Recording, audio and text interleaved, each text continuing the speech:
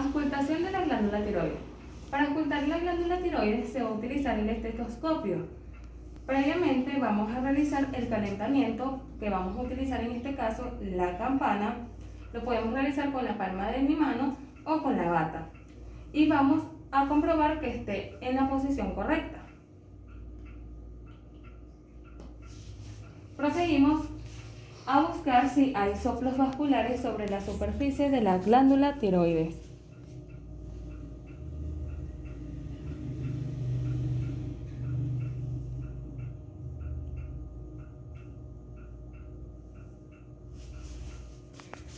A la auscultación de la glándula tiroides no se auscultan soplos sobre la superficie de la glándula tiroides.